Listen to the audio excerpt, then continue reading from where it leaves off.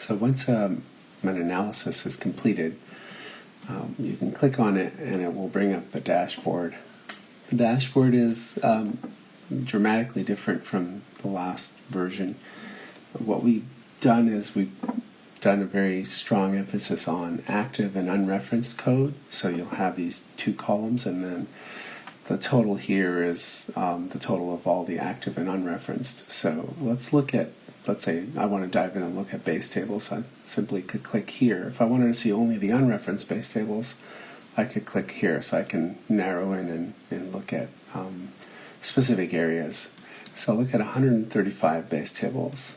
If I look at this B base table, I could go and look at all the occurrences. In this case, I want to look at the fields. And so I could click on here and see a list of fields. Maybe the field that I'm interested in is actually this one right here, IDFK QuickBooks Vendor. On the far right, there's the references column. There's a dependencies and references column. And this is objects that refer to this item. So I click on the number 20 here, and I'll get this flow tearaway window basically. And this tearaway window is all the references of that field. So for example, if I wanted to see that field referenced in a set variable calculation, I could click here, and there is that field right here referenced there in that set variable calculation. If on the other hand I wanted to see the reference of that field over here, you'll notice that there's a little coffee cup symbol, and that means that brings your attention to the fact that that field is actually disabled. That step is disabled, sorry. And so Inspector does, in version 6, we do a lot of work to isolate stuff that is dormant, unreferenced, etc. So that's why you'll see things like that.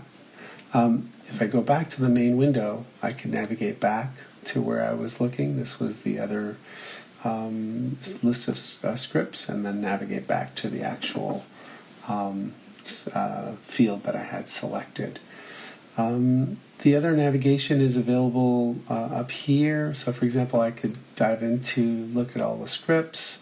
So now I'm looking at scripts in the same way as I was looking at stuff before.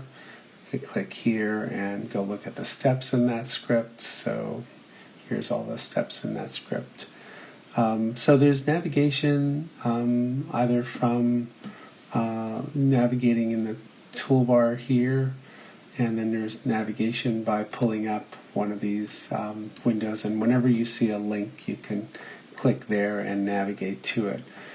One last thing to mention about navigation is that the warning symbols are also navigation. So let's say I wanted to focus on only the fields that have problems. Instead of clicking on the 6,000 fields and going to see 6,000 fields, I could go and simply click on the warning symbol, and now I've isolated the fields that have problems. And if I further then click on one of these icons here, I can see that the field has, let's see here, this field has an auto enter calculation, and two fields are missing on that auto enter calculation for that one.